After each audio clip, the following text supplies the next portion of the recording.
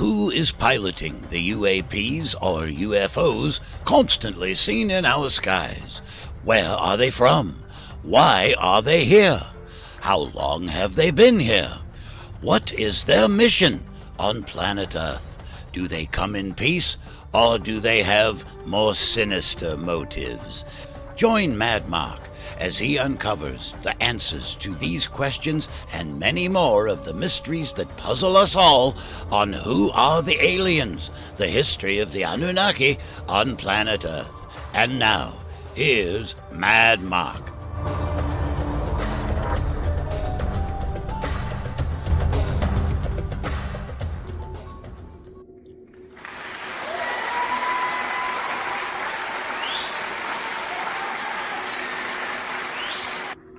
Boy, we got a big audience today. Greetings and salutations, everybody. This is On Air with Walt with an amazing guest. Got Mad Mark on, and we're going to talk about everything Anunnaki.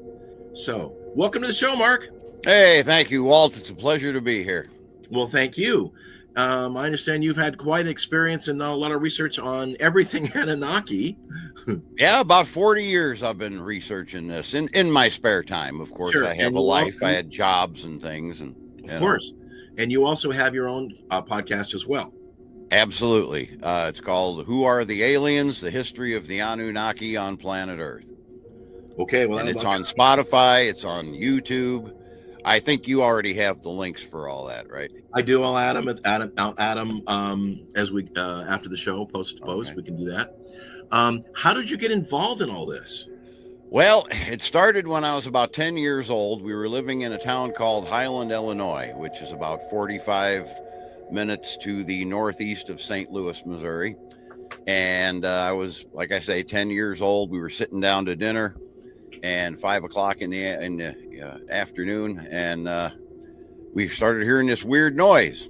And my parents had grown up in St. Louis, so they weren't interested in looking at a police car or a fire truck, but it wasn't actually like a siren. It was more of a whirring, but they just associated it with a fire truck or a police car, and they weren't interested in seeing it. And my brother and sister were too young, so I was the only one that took off out the back door. It was a small town, and seeing a police or a fire truck, that was a big deal for a 10-year-old kid. So I ran out back porch and looked up, and there was this UFO hovering right above this big tree that it separates us and the next door neighbor. We had a shared gravel driveway down the middle, and right on their side was this big tree. So, I was always a weakling as a kid, so I couldn't have done it at that time. But if it were to happen right now, I'd be able to throw a rock and hit it. That's how close it was. I got a really good look at this thing. Wow, that's close. Yeah. And that set me, my grandfather, my dad's dad, he was really into UFOs too. In fact, I still have some of his old books from the 60s.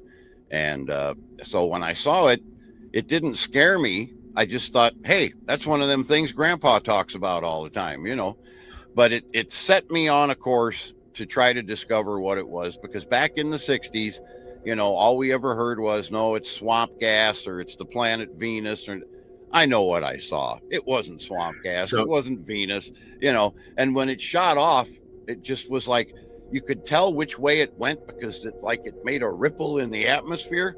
But it was so quick. It was like it was there, and then boom, it was just gone. We didn't have technology that could move that fast in the 60s. I know what I saw. And so then a few years later, in 71, we moved up to Minnesota. And that's when I found out about the Chariots of the Gods, Eric von Daniken, his film. Yes. I've interviewed, he was the author. I'm drawing a blank. Eric von Daniken. Yeah. Out of Switzerland. Yeah. And even he was a good Catholic guy. And I love the line. He goes, well, Elijah got in a fiery chariot and went up to the space and saw God. And he goes, that's a spaceship. Yeah. Oh, absolutely. I did a whole show on that. Yeah, absolutely. Yeah. That was no God. That was the Anunnaki. But anyway, so where was I at now? We got And off track two there for a questions on second. your original sighting. One, how big do you think the craft was? Oh God.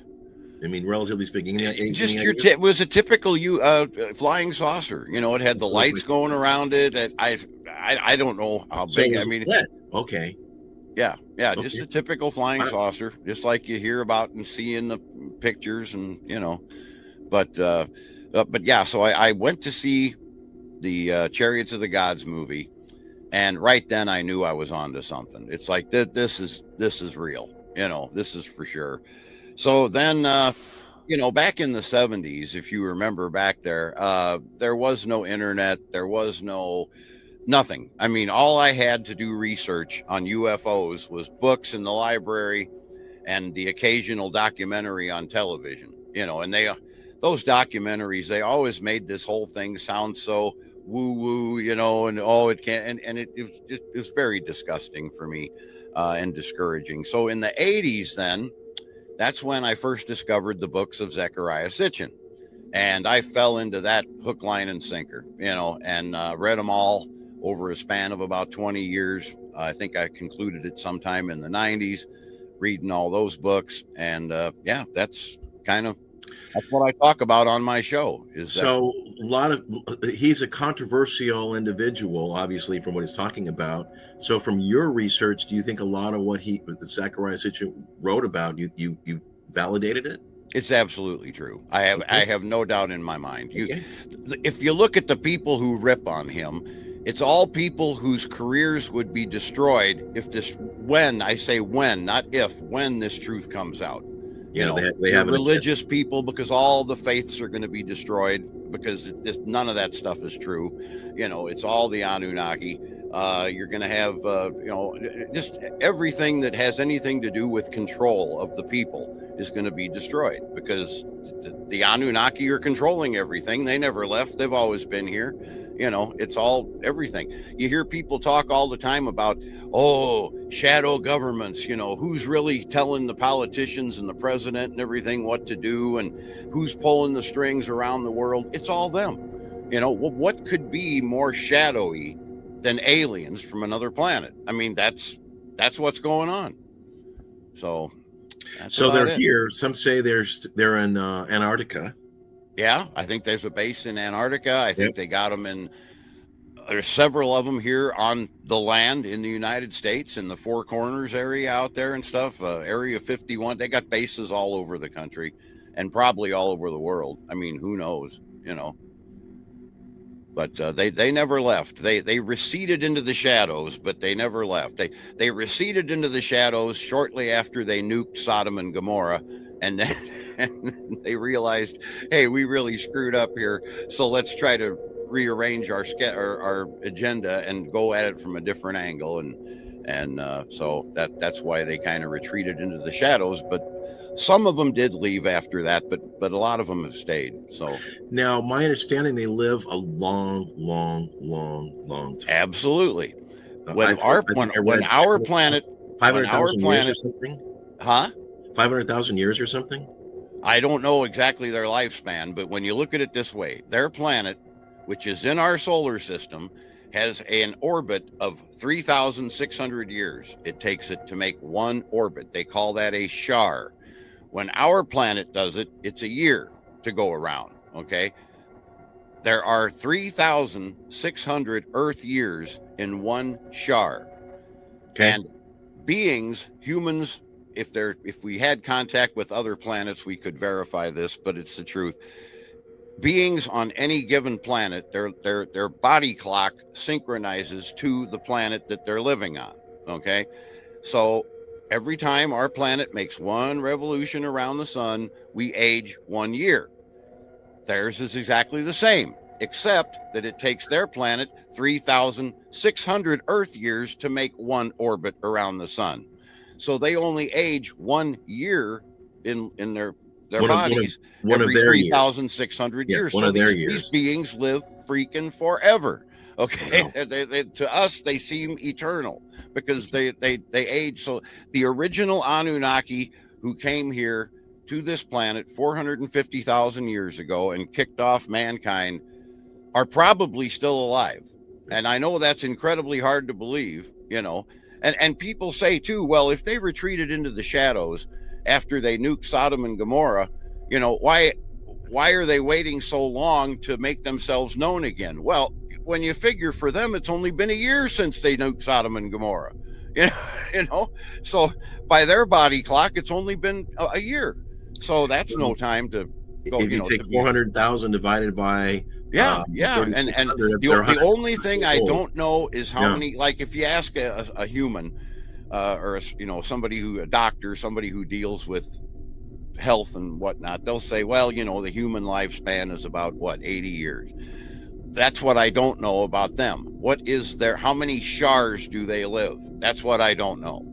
So I've never seen anything in the ancient texts but it's a possibility that the original Anunnaki who came here 450 years ago are still alive. And if not, their kids definitely are.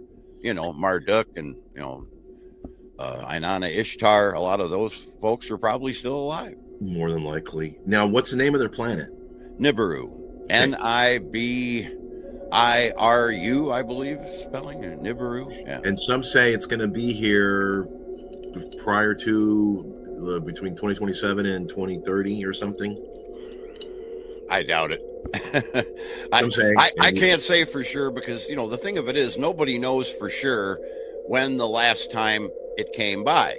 So you can't really do the math until you know a date to start from. But we do know that it was the cause of the Great Flood. So if you do the math from the Great Flood on, and again, we only have an approximated date for the Great Flood. We don't know it down to the year. But if you do the math, I think it's going to be another 1,000 years before that planet comes by again. And it's not, I get kind of irritated with some of these people who are waiting. Oh, I can't wait for Nibiru. It's going to be so fantastic when it comes. I got news for you. Every time that thing comes by close to Earth, it's like 10 times the size of our planet. Okay. So the gravitational pull on Earth is immense when that thing comes past. It causes volcanoes to erupt. It causes flooding. It causes earthquakes. The whole planet is just in upheaval. So it's not really something sure, it'd be cool to see. It'd be cool to all this. But the Earth is just turned topsy-turvy every time it comes by. It's not a nice experience. Yeah, it's no picnic. So let me go back. You mentioned, if you want to go down that road now, Sodom and Gomorrah. What is your take on Sodom and Gomorrah? Which, of course, in the Bible, they talked about they turned to salt because they were doing whatever. And yeah, there's a lot of things in the Bible. What happened?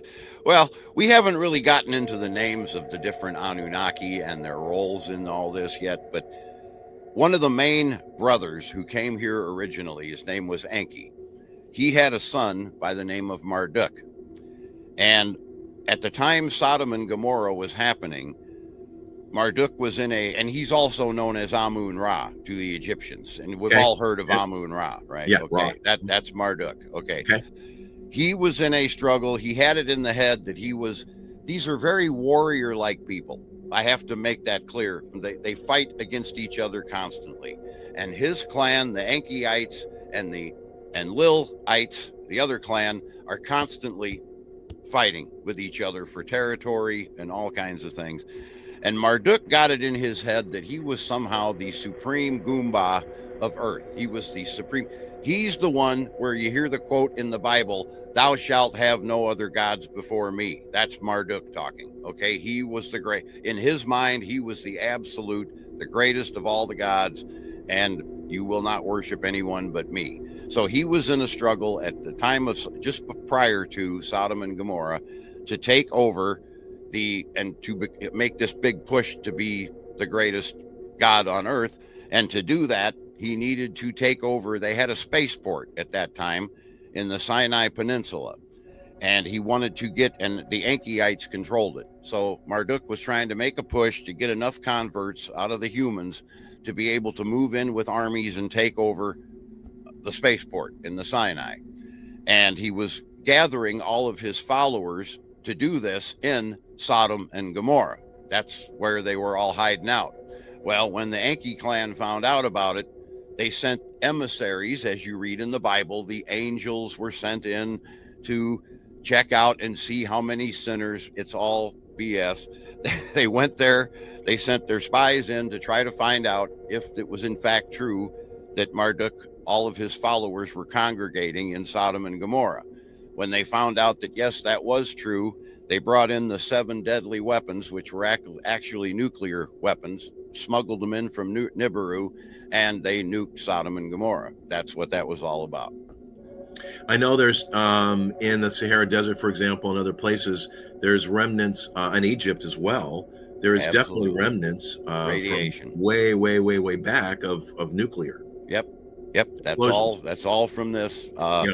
And they also had weapons that weren't quite nuclear, but they gave off great radiation. Those were the ones that you find the radiation around the pyramids. That was from the other weapons, not the nukes. The nukes did not go off near Egypt. They went off in Sodom and Gomorrah, which, is in Israel, and then the spaceport in the Sinai. But what happened was, what they weren't counting on, of course, most of the Anunnaki at that time were in Sumer, which is now Iran and Iraq. When they dropped those bombs, the evil wind, which is nuclear fallout, as we all know now, was blowing. The wind was blowing towards that would be the east, and all of that radiation just went right over and wiped out their whole base of operations in Sumer. So that was the end of Sumeria, basically. So Okay. they dropped the bombs to try to stop Marduk, and in the meantime, they ended up wiping themselves out as well. So mission was kind of accomplished. Mission accomplished, but they also destroyed themselves. It's like, cutting off your nose to spite your face, Absolutely. Now, just offshoot, we don't have to go there. Aren't there some Hindu scribes that talk about this in the Vimanas and stuff? Yeah, the Vedas, all that stuff. Yeah. Oh, yeah. Yeah. Okay. The Sumerian texts. Yeah. The Hindu faith is definitely, I believe, if I had to pick a religion, I'm not going to do that. But if I was somehow forced into picking a religion on this planet that I had to worship, it would be either the Hinduism or the Buddhism, one of the two. Okay. Yeah. And how does Buddhism come into play? It's about the same as Hinduism, really. I mean, they're different, but it's kind of the same. They try to help you understand your body and your chakras and how to lead a better life, and the power of the mind, what I like to call the secret, which I've got some upcoming shows about that will be coming on in the next couple months. The secret. They're just faiths that try to help you, instead of trying to get you down on your knees that you're a terrible person and you're born a sinner and you have to, do this and do that in order to get to heaven. It's like, oh, come on. I mean, it's people have been believing that lie for 2,000 years, and it's time to wake up. See here, I think you can see it on my shirt. Time to wake up. Oh, there you go. Wake up. Okay. That's good. So I know they had 2 brothers. You mentioned one, which is Enki, which is the god of water, wisdom, and creation, and the other one was Enlil, god of air and authority. Enlil, yeah. Enlil. And right. Yes, they were half brothers. The god of air and authority. Yes, and they didn't get along. Nope. It all had to do with the succession of Nibiru. Anu is the leader of Nibiru, at least as far as we know, he still is, and he had a son. His first son was Enki. But Enki, now you have to understand their way of doing things. It's totally different than ours. It's all about, the males on Nibiru are allowed to have, of course, wives. They can have more than one. And they also have concubines, consorts. These are some horny dudes, okay? They will literally, I mean... It sounds like Solomon. He had a bunch of. It's the same deal. He's a busy guy. Yep, he was. They are very sexually active people, and so Enki's mother was one of Anu's concubines. Okay, but he was the firstborn. So then, however many years later, Enlil is born, But his mother was actually Anu's wife, which means that his birth takes significance over Enki's because his mother was royal. The Okay. origin. Whereas Enki's was a concubine, his mom. Okay. So then from that point on, Enlil was now the one in line to take the throne. Okay. And because of that one reason, these two brothers absolutely hated each other. Enki was constantly trying to do things to usurp the title away from Enlil. And it goes back to their personalities. Okay. They're two. I kind of liken it to, I don't know if he'll ever see this show or not, but my brother. Okay. My brother and I, it's the same type of deal. We're not half brothers, but we are completely different. I mean, we couldn't be more different. I have a sister who's the same way. We're completely different. I mean, on every single level. Absolutely. We don't agree on a damn thing. Whole 9 yards. Yep. Yeah. And it's the same way with Enlil and Enki. They just constantly, in the Bible, when the great flood was coming and the Anunnaki knew it, Enlil said, I'm going to let all the humans be destroyed. I've had enough of this. We never should have created them in the first place. I want them all wiped out. Enki was the one who created us, so he had the love for us, so he stepped in and contacted Ziasudra, Ignapishtim, however you want to say it. It all boils down to the Noah character in the Bible, and informed him what was going on. You got to build a boat. He saved humanity. Every time. Enlil was a very authoritarian person. Everything by the book, do it my way. I don't take no crap. Whatever I say goes. And Enki was just the opposite. He was kind of the, hey, I'm all about peace and love, man. We got to save these people. We got to help these people. He's our benefactor. He not only created us, but he's always got our back. Whereas Enlil was, wipe them out. Hell with them. We don't need them people, And so two completely opposite personalities. And you can see why they're constantly butting heads. I mean, just all the time. And here we are. Yeah. Oh, yeah. Here we are. Those books in the Bible, especially the first 6 books or whatever, the Torah. Yep. Yeah. They make no sense as they're written. What does God have multiple personality disorder, or what's the deal? Because one minute he says one thing, next minute he then another thing, then he's back to the other. One minute he's angry, the next minute he's kind of happy-go-lucky. It don't make any sense. But when you read it from all those stories were ripped off from the ancient Sumerian texts. They talk about all this same stuff: the flood, the creation of mankind, the Tower of Babel. It's all in the ancient Sumerian text, but it's written from the many gods perspective, because that's what really happened. There were many Anunnaki on the planet. Okay. So then Marduk takes over the world after the bombing of Sodom and Gomorrah. He becomes the Grand Poopah and right away rewrites all the religious texts to revolve around just one God. And we've been at that point ever since. Everything is just one God. And the other thing is, people need to understand, okay, this is very important. There is a massive difference between the creator of the universe and these Anunnaki gods. Okay, they're not gods. We call them the gods because they called themselves the gods, but they are not gods. Okay, the creator of the universe is still the creator of the universe. That doesn't change. Okay, and I got to make that clear because people get confused. Oh, so my brother can't even grasp this. I've told him a million times, and he goes, "So you're saying these aliens created you?" No, that's not what I'm saying. They were just ancient astronauts from another planet that came here in search of gold to save their own planet, and there was a labor shortage. Their workers were getting tired. We got to come up with another way to mine this gold because it's very hard work.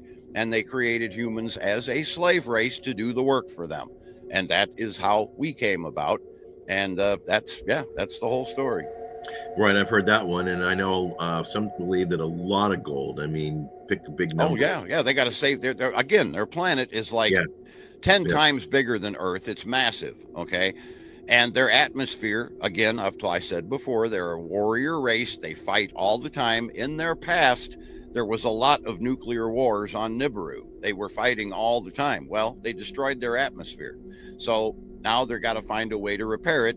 And one way to do that is to suspend gold particles into the atmosphere, which will Oh. hold the atmosphere in from escaping, because they were on the verge of extinction. So that was it was a survival thing. Right. Absolutely. They needed the gold. And as far as we know, there are only two places in our solar system to get gold, here and the asteroid belt. And it's a hell of a lot easier to get it here than it is to try to mine asteroids, even for a race with their advanced technology. So, and they found it here, and why argue with success? Right. Absolutely. Absolutely. Wow. Okay. So gold's the big deal. Yeah. Why do you think it's important to us? It's not the rarest mineral or the rarest, whatever on the planet. There's other things that are more rare than gold. Why is gold so damn important to us? Because it was important to the gods. End of story. So I know that oil and water are regenerative on this planet. Do you believe gold is? Boy, I've never really thought about that. Okay. I don't know. I don't think so. Or it's a mineral, but who knows? Yeah. So, but I agree with you about the oil. That's definitely replenished. That's like the engine oil for planet Earth is petroleum. Oil and water are all regenerative. I know that. I think as a crack up on a side note, the Rockefellers obviously was very involved in oil back in the day, and they needed to create a scarcity, so they called it fossil fuels. Mm-hmm. Absolutely. Hey, it's amazing how that crap works, isn't it? We've been lied to about everything our entire existence. It's all a lie. It's incredible. Yeah. Yep. You can't believe anything anymore. Pretty much. I wanted to say this too. Don't even believe me. Don't believe what I'm telling you. Go and read this stuff for yourself. There are tons of websites that have translated the ancient Sumerian texts into English or whatever language you speak. You can go in there and read them for yourself, but be prepared, because these people wrote about everything in their society that was important to them. So it's not like it's all about the Anunnaki. They have recipes in there. They got government stuff in there. They got crop information in there. It's a long, long read, because they wrote about everything that was important to them. So I have opted to let Mr. Sitchin do the sifting through the important things for me, and so I just read his books. But all this stuff is online. His books obviously are available. You don't have to believe what I'm saying. Go check it all out for yourselves. It's all out there. The truth is out there. So, and as Yeshua was quoted in the Bible as saying, the truth will set you free. And that is what I'm trying to do with my show. So just to sort of reduce it down, you think Sitchin stuff would be a good place to start? I would. Why not start from the horse's mouth? What's going on with the Sumerian texts? Yeah. Oh, yeah. That's definitely the best place to start. Okay. And I'm sure you've done a bunch of shows on that regard. Yeah, that's what my show is. My first 9 or 10 episodes, we were talking about. I tell my viewers, I'm bringing this to you as a teacher, but also as a student, because I haven't looked at these books since the 90s. It's not like I reread them. I read them once back in the 80s and 90s. I put them on the shelf and I've kind of just let it go, And so now on the show, what I'm doing is I'm rereading the books and, talking about it on the show and giving the information, and we're learning together this whole story, and I've gone through the first, I've done 2 of his books now, and we just completed season 1. So season 2, we'll do another couple books. All right. Stay tuned. Oh, yeah. Lots more to come. We've barely cracked the surface. Now, is Sitchin still alive? No. He passed away several years ago. Okay. So not too long ago. Okay. Well, that's what I thought. Yeah. Unfortunately. Okay. Yeah. Well, that happens. Oh, yeah.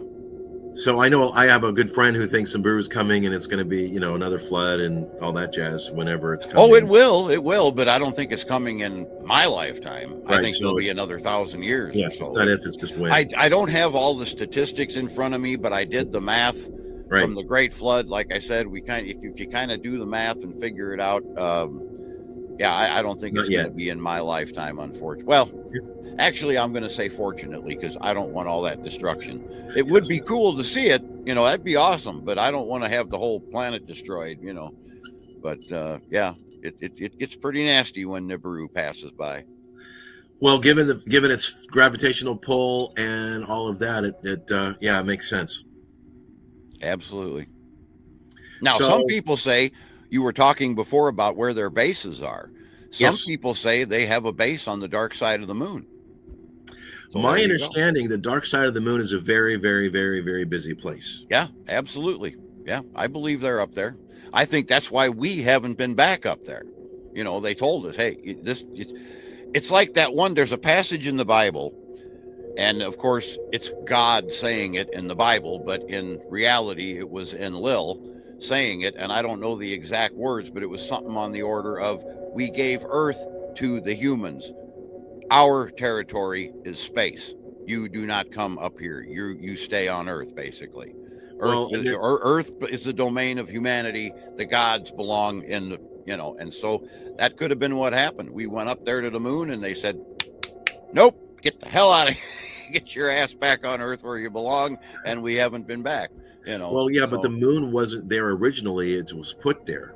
That's what some people say. I don't know. I've never looked into. I mean, if you look at the Nibiru, the ancient Sumerian text, they have a whole explanation for our entire solar system, the whole creation epic, how Earth got where it is because it wasn't here originally, how all that stuff.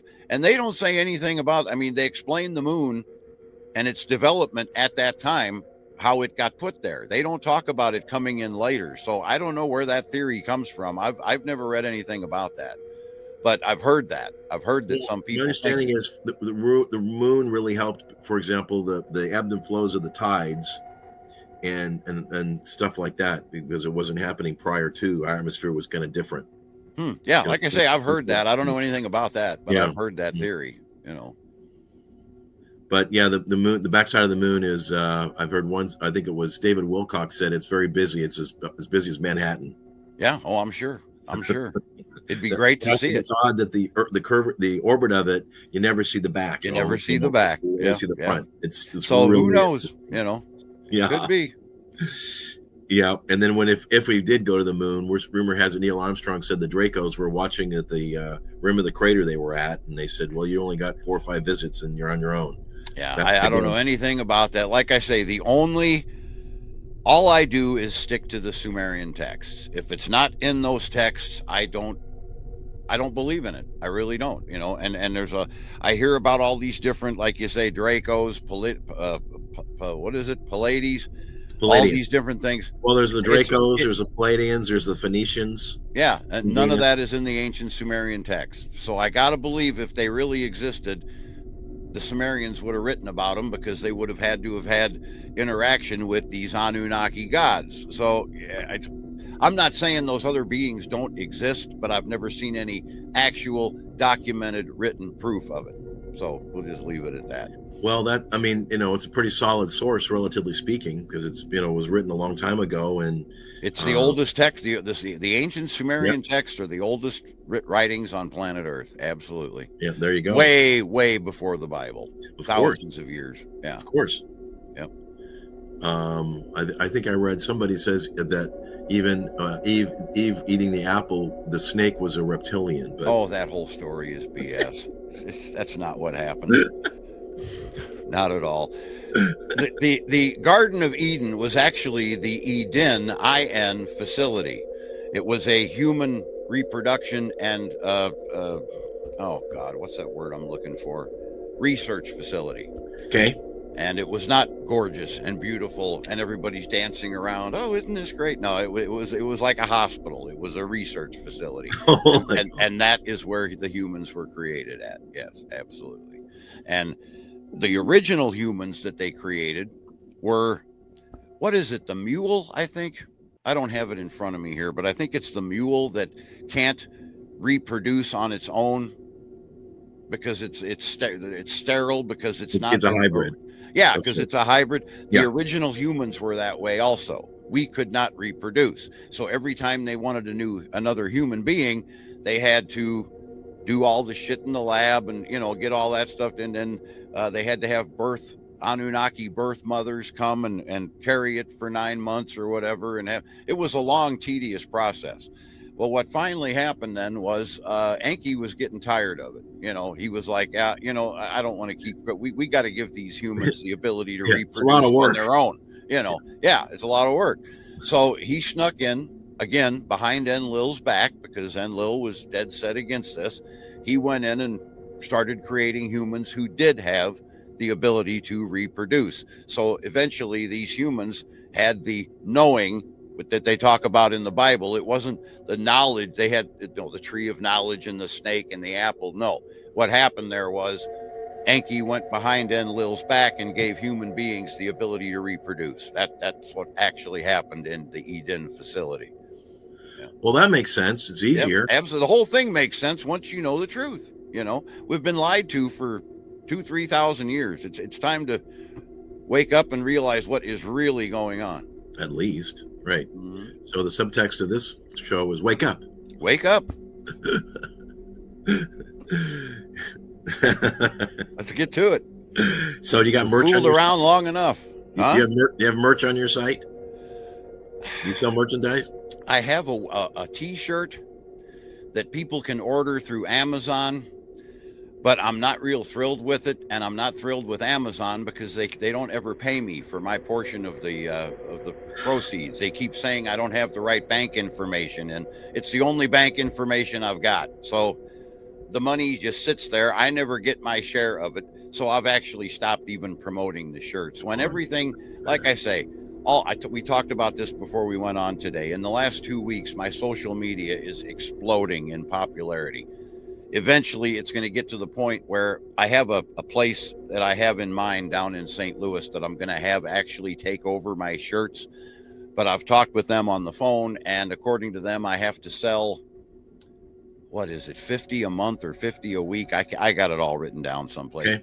And at the time, I'd have to sell that many shirts to keep the contract running or whatever, and then they mail them out to people, and it's one of them, I don't know what they call it, but anyway, I'm not at that point yet where I can sell that many, so that's why I decided to go through Amazon. But once this all explodes, which it's heading down as my uncle used to say, the cream is rising, things are starting to pop now, so eventually I will move everything over to this other company, and then I'll start talking about the shirts again. But right now, I'm not making any money on them, so I don't give a damn if you buy them or not.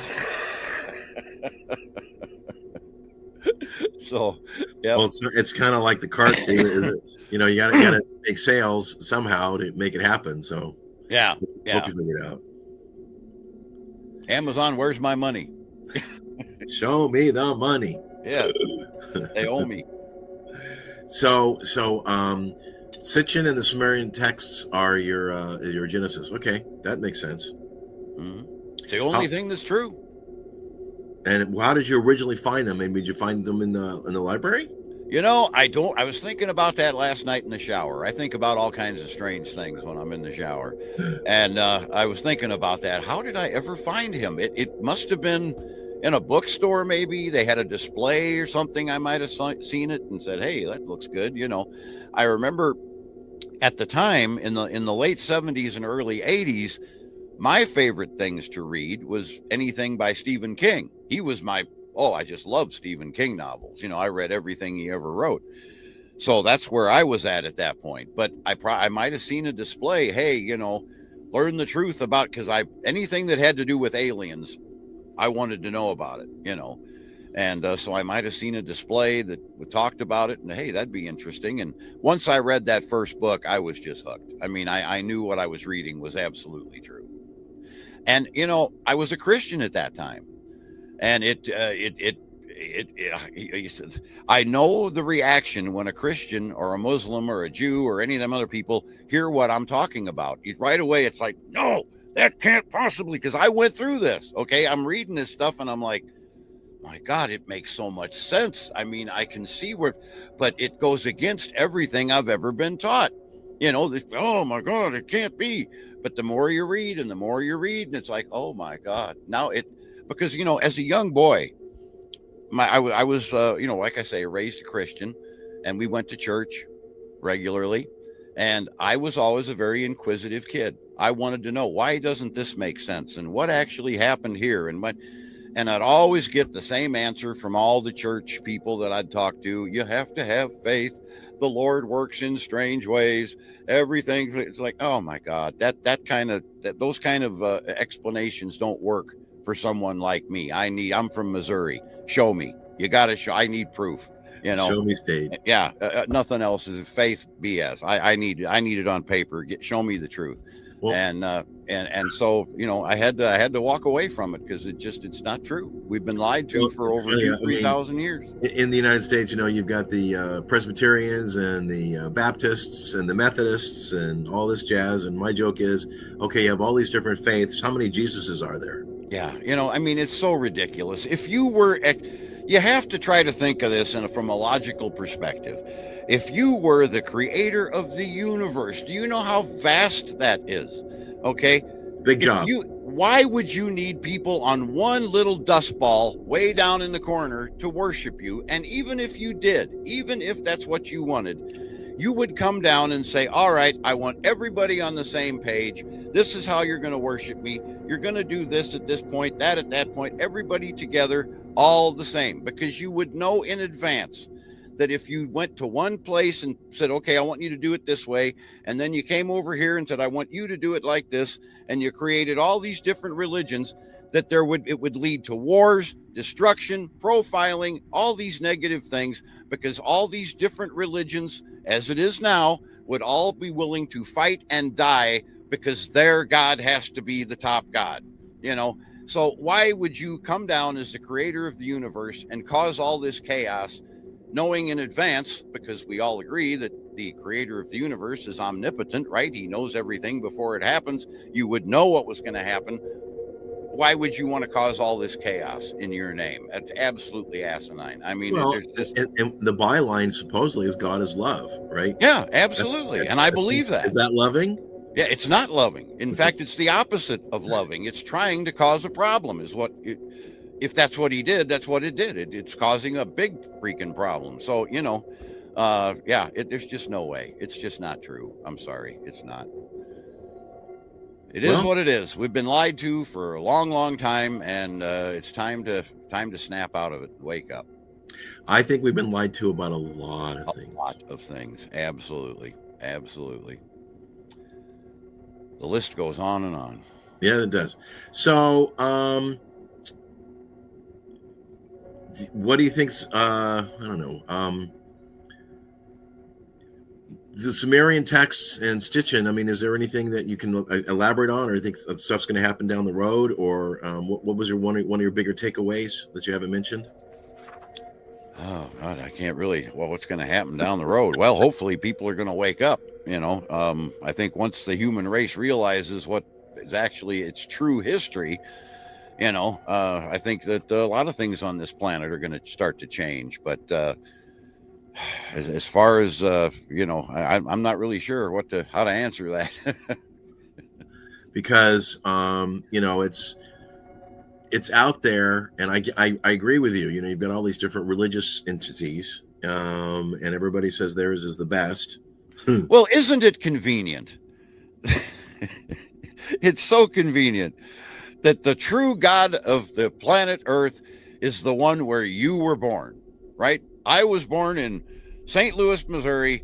I was raised as a Christian, Episcopalian, and by God, that's the true God. Isn't that convenient? And all these other places around the world are wrong, because when I was birthed, my ass plopped down in St. Louis, Missouri, and so that is where the real God. It's that way all over the world. No, you're right. I mean, you're right. If depending where you've been, you're going to be a Muslim, you're going to be a Catholic, you're going to be a Christian, absolutely. You're going to be a Jew. And it all comes back to where your ass flopped on the day you were born. That's very, very true. The truth. It's like, that's very true. When we're born, we're given I got shows coming up where I talk about all this. We're given all these labels. I mean, it's nowadays we have the ability to know the sex of our child before it's born. But in our day, when you and I were born, it was a totally different ball game. You didn't know until it came out what the sex of the kid was going to be. So you might not have a name for it right away. You know, that might be a day later or 2 days after birth. So back at that time, for the first day or two, usually after you were born, you had no labels. When you came into this earth and the day you were born, you had no labels. And from the minute that you're born, all of a sudden, somebody's throwing labels at you. You're a Christian, you're a Republican, you're a Democrat, you're a this, you're a that, you're a that. Whether we want them or not, and we probably don't want them, but right away, you are this, you are that, here's your name, here's your labels. When you're 5 years old, start going to school and start being, you know, it's like that song, the Wall by Pink Floyd. You know, all we are is just another brick in the wall. Make sure you contribute to society, get out there, get a job, do this, blah, blah, blah, blah, blah, blah. It's all pre-programmed BS. And it's just, why can't we just be? You know what I mean? Why do we need to have all these labels? Can't we just exist and get along and love each other? We don't need all these labels. It's ridiculous. Well, what was it, Rodney King back in the day? One of the first false flags I think we got. Can we all just get along? Yeah, absolutely. Why can't we? Absolutely. That's what we need. We need more love and less.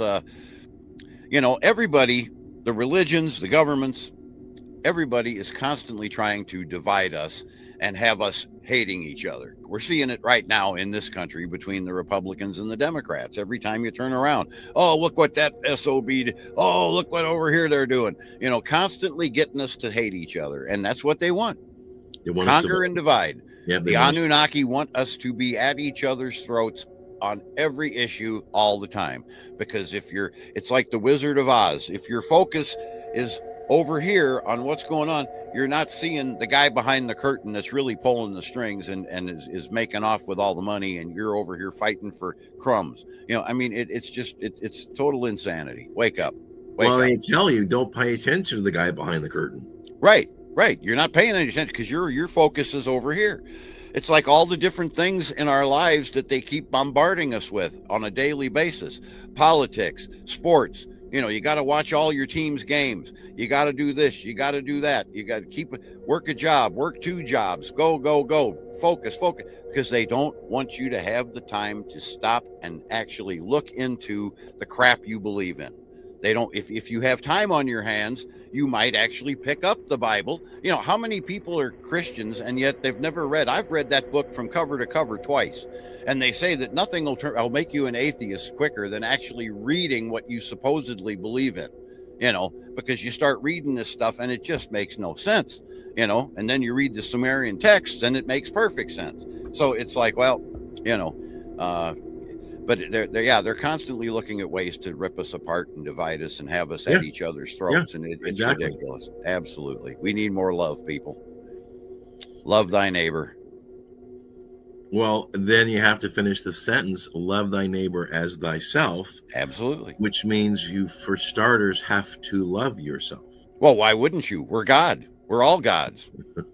That's exactly what we are. We are all, and I have a show on that topic coming up here in about a month. Absolutely. That's what The Secret's all about. We are all a piece of the universe, and therefore we all have the universal power within us, and we are all God. Absolutely. So why would you hate another person? Because all they are basically is another piece of you. We're all connected. Everybody's connected. So, and I have a big show coming up about racism too, my theory on all that. And it all goes back to the same thing. Racism is ridiculous. Hating another piece of yourself because it's a different color. If you woke up one day and your hand was a different color than the rest of your body, would you cut it off because you don't like the way it looks? No, you need it to function. You know, we need each other to function on this planet, people. Wake up. Stop fighting each other. It's ridiculous. It's a lot of energy. It's a lot of work. Oh, it is. It is a lot of work. I'm in the process right now of making what I call redux episodes of my earlier programs. Before I had the green screen, and I was very I didn't know a lot about the different technologies of making a show. So my first few shows, I had a sheet thrown over a pole behind me. I mean, it just looked awful. They just looked terrible. So I'm in the process of going in and re-recording. The one thing right is you just started, right? Right. Yeah, I just started. I didn't know what I was doing. You can't. My cliche phrase is you can't steer a parked car, right? You get a Ferrari roaring in the driveway, but unless you get on the road and put it in drive, you're not going to go anywhere. And it doesn't matter whether you hit a car, or hit a curb, or hit a signpost. Make a few adjustments, and before you know it, you're jamming down the road. Absolutely. Yeah. The show is starting to take off after what? I've been doing this for 9 months, something like that. That's pretty fast. Really? Because I've been wondering where the hell is everybody? I've been out there, 25 episodes, talking, pounding, yelling, and screaming, and I just wasn't really But in the last 2 weeks, things are really starting to take off now. I mean, I've got a viral video on TikTok, 200,000 plays. People are talking, and it's like I from the very beginning, I told my wife, I know this is good. I know this is valid information. I know people will be into it. How do I get it out to them so that they know it exists? So I did all the social media. I'm doing all this stuff. And it was just basically laying there. I mean, nothing was really popping. And now, like I say, for the last 2 weeks, it has just exploded. It's incredible. I'm having the time of my life all of a sudden. It's like, yeah, let's go. Well, you've laid the foundation, and now it's paying off. And that's how my producer found you, was on TikTok. He's a big... Oh, no, LinkedIn. He found me on LinkedIn. Oh, LinkedIn? Okay. Absolutely. Yeah, he spent a lot of time with TikTok as well. So yeah. LinkedIn's another interesting place. Yep. Okay. Yeah. But, you got to lay the foundation and, catch a wide net. And here we are. Absolutely. Yeah. Yeah. It's a long time ago. I really was aware of, again, the texts and Sitchin. I mean, Guy, I did some shows back in the day. Guy, it's been at least probably 10 years. So I might have to go back and check those things out. They're very interesting. I'll tell you, once you start one, you can't put it down. The next book I'm going to start talking about on season 2, which will be coming up at some point in January, is The Lost Book of Enki. And that is where he sat down with a scribe and went through his entire existence on planet Earth and told this scribe from his point of view. A lot of what we read is from the human's point of view in those texts, but not all of it, but a lot of it is. Well, this book is everything that Enki did and what he thought and what he saw and what all happened from his point of view. And that's a very interesting book too. So is that from the Sumerian text? Yep, absolutely. Oh, absolutely. It's called The Lost Book of Enki. Yep. Oh my goodness.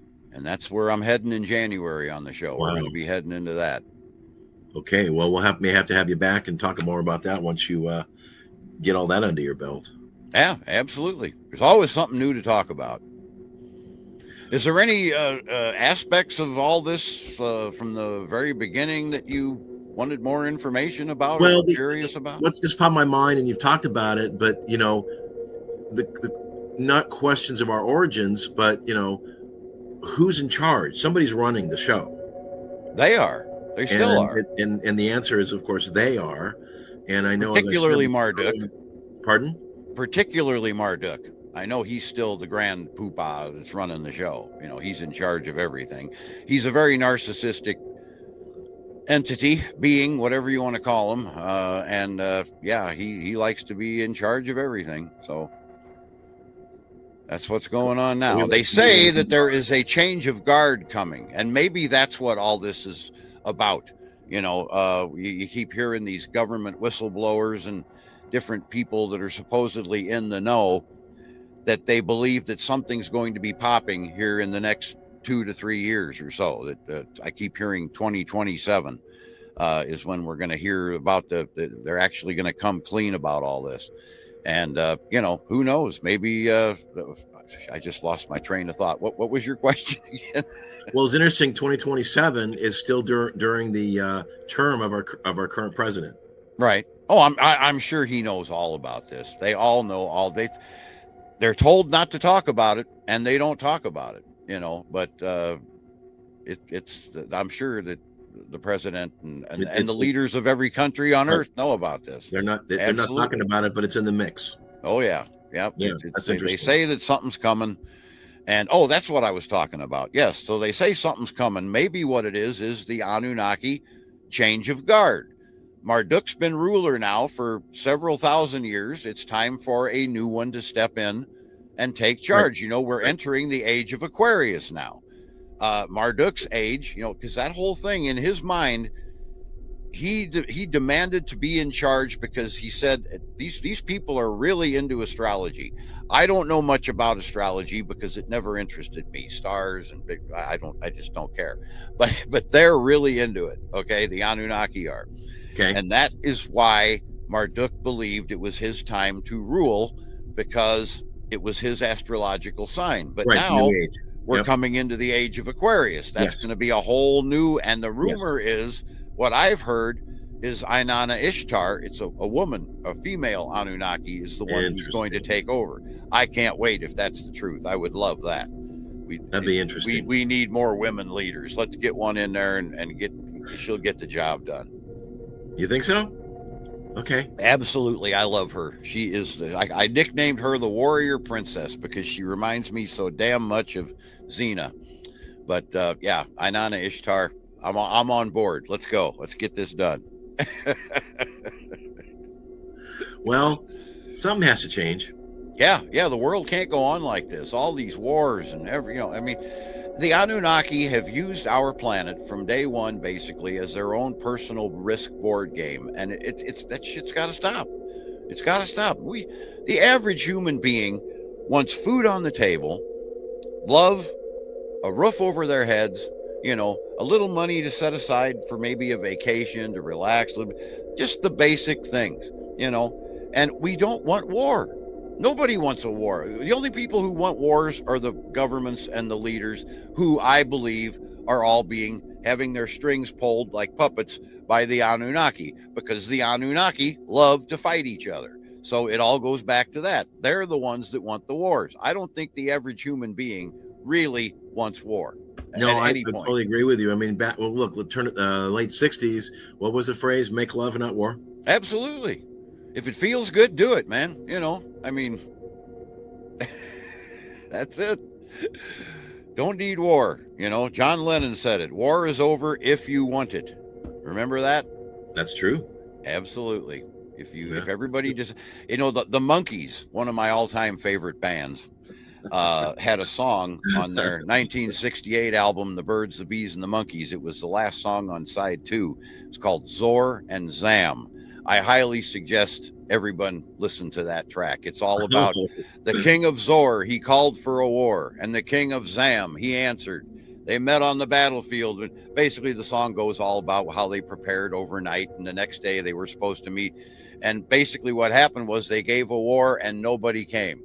Nobody showed up to fight the war. We need more of that. No participants. Wow. Yep. Just say, screw it. We're not fighting. We're done. We're walking away. The Monkees were amazing. Mm-hmm. They were. It was funny. A different time in the 60s. Oh, very much so.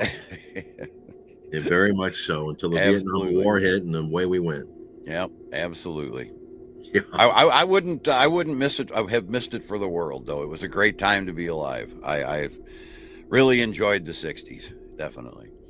I'm sure you did. Well, I was a kid, but I mean, kids are going to have fun no matter what, Yeah, so was I. But I loved the 60s, and some great music from back in those days. Yes, and some of those bands it was fun in the 60s. Yep. 70s and 80s weren't bad either, but that I agree with you 100%. Absolutely. Okay. Well, we've gone about an hour, and I'm looking forward to catching up with your revamped shows, your original shows. Yeah, that'd be great. Yeah, like I say, I'm calling them Redux episodes. They're the ones I'm re-recording, because it's the same show. It's the same information. It's just that now you got the green screen. Everything looks better. I'm wearing these hats now. I think I look better on camera. I'm more comfortable with it. So I'm just redoing the first. A little more refined. Huh? Yeah, a little more refined. More refined, absolutely. More easygoing with the. I know what I'm doing now. It's a little. So I'm just redoing them, and still at the same time cranking out new episodes. So. So you're redoing your other ones, and then at the same time, so that's obviously old content, and you're creating new content. Oh yeah, I've got Okay. I'm like 4 episodes ahead. So I've got an episode coming out on November 15th that's already done. I have an episode coming out on the 29th that's already done. I've got December 13th and I do a new show every 2 weeks on December 27th. So my next 4 shows are all done, and now I got to begin work on season 2, The Lost Book of Enki. That's the next thing we're going to get into. Lost Book of Enki. Wow, that's going to be fascinating. Yeah, the next show I've got coming out on the 15th, the topic is basically a lot of what we talked about earlier about exposing religions as being a lie. And that's what that show is all about. And the one after that is about my theories on racism, how it got started. And, you can't get rid of it. We need to get rid of it. But you can't get rid of something until you understand where it came from and how it got here in the first place. Did you know that white folks like us are the babies on this planet, the newest race on the planet, or the newest color, whatever it's called? We're the newest ones. And why all of a sudden right around the 1400s did certain white people in Europe start thinking they were the master race? Why? How did that happen? Where did that come from? We're the newest ones on the planet, and yet we're somehow better than everybody else. So this show goes into all that, and you're not going to want to miss it, because that's the show that's going to put this whole thing on the map. Do you want to let the cat out of the bag of who the original race was? I know, but no, okay. Watch the show. This is a show you're not going to want to miss. Ourselves. Absolutely. Okay. And then the next 2 shows after that are all about the secret. The universal power that is in every one of us, how to use it, how to tap into it. It's absolutely true, I assure you. And so all 4 of those episodes, now, back are going to be 10 very years interesting. ago, there was a show or a movie or a thing about the secret. So yeah, that's where I first found out about it. I watched that movie. Yes. And I started crying. And my wife says, "What is wrong?" And I says, "You know what?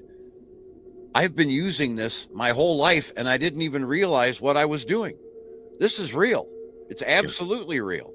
But what it requires for you to make this work is a complete rewiring of your whole brain. Everything's got to change. From the time we're born, or you can't do this, you can't do that. This, you're just a piece of whatever, whatever. You're nothing. You're crap. You're this, you're that, and we have all this pounded into us. So by the time we reach adulthood, we're like, oh my God, I can't do anything. I'm just a waste of time. And it's not that way at all. The ancient Egyptians had a saying, and I've got it on my phone. I see it every day when I pick up my phone. You are who you think you are. And that is a very deep statement. Absolutely. You are absolutely who you think you are. If you go into anything thinking, oh, I can't do that, I can't do, you know what? You're absolutely right. You can't, because you believe that you can't. If you go in thinking, I got this by the tail, I'm going to go in and kick ass, man. I'm going to, I was thinking about it before we went on to this show today. I mean, I'm an old radio guy. We talked about this. I'm used to interviewing. I've interviewed celebrity Paul Revere in the radio. I've interviewed all kinds of people, Shania Twain, all kinds of stuff. You name Weird Al. I'm used to being the guy. I'm used to being the guy on your microphone doing the talk, doing the interview. This is only like the 4th time I've ever been interviewed. So I was a little afraid to, it's like, well, what if I forget an answer or something, or what if this, but no, I sat down and I said, you know what, this show is going to be brilliant. It's going to be fantastic. I'm going to go in there. I'm going to talk good. I'm going to kick ass. And, I believed I was going to have a good show. So as long as you are and you have to know this inside, it's not even a belief, it's a knowing. I call it a knowing. That's what it is. You just know, and it's true. And it's absolute. And so we're going to talk all about that on the final 2 episodes of season 2 and how to get that to work for you. Wow. I've met about over half the people that were on The Secret. It was really an interesting journey. Oh, that would be cool, because there were some great people on that show. Yeah. Watch The Secret. If you haven't seen it, it's a movie. 2006. Rent it, buy it, whatever you got to do. Probably get it on Amazon. Yeah, it's worth your time to check out. Absolutely. Yeah. Well, there's a few nuggets in there you might want to pick up. So yeah, and then, of course, at next, not only watching my show, but you want to watch Mad Mark's show. And again, as we close out, how do they get a hold of you and what's your show? Okay, the easiest way to do it, because I don't have the links memorized to give you, I'm on YouTube. The show is on YouTube and on Spotify. And it's called Who Are the Aliens? The History of the Anunnaki on Planet Earth. Okay. You can access links to the YouTube and Spotify show through my website at www.madmarktv.com. Okay. There's all the links to my album is on there. Everything I've ever done is on that website. So you can find the links there, click on them. They'll take you to the show. Please like and subscribe. As you know, Walt, it's so important. Please. It is very, very, very absolutely. If you want the content to continue, you have to support it. That's all there is to it. Yep. Absolutely. And send me the links and I'll put them I'll put them at the I thought I did that already. I don't believe you did. So send it again. Okay. And I'll throw them on at the bottom of the show and you can check those out. So wow. Okay. I'm on Facebook. I'm on Instagram. I'm on TikTok. I'm exploding right now on TikTok and Facebook, both. And I'm on LinkedIn, but that's more of a business type thing. Business. They don't need to go there. What's your Facebook site page? It's hang on. I didn't just go away from you, did I? No, you're good. Okay. Yeah, it's the same as the show. Who Are the Aliens? The History of the Anunnaki on Planet Earth. Yep. Okay. So, go ahead and check Mark out. And again, on my shows, On Air with Walt, and I've got a website, onairwithwalt.com. And definitely like, share, and subscribe. So we need to get the word out, and it works and makes a big difference. We get a little momentum. It really does. Absolutely. It does. It doesn't cost a thing. Nope. It's all. If you want this content to continue, you've got to support the people that you like what they're producing for you. You got to support them. That's 100% true. So there you go. So again, guys, we're going to close out. But again, we've got a new sponsor. It's Retirement Fortress. If you are worried about your retirement, want to make sure you have the ability to retire and stay retired and beat Wall Street at their own game without all the headache, heartache, hassle, fees, speculation, and risk, check it out. And you can reach us directly at 888-999-9258. So, Mark, it's been a pleasure. I really appreciate my pleasure. My pleasure. And hopefully we'll connect up down the road and learn more about your journey. And you've given us some great homework and look forward to more. So take care. All right, Walt, I appreciate it. Thank you. Bye, everybody.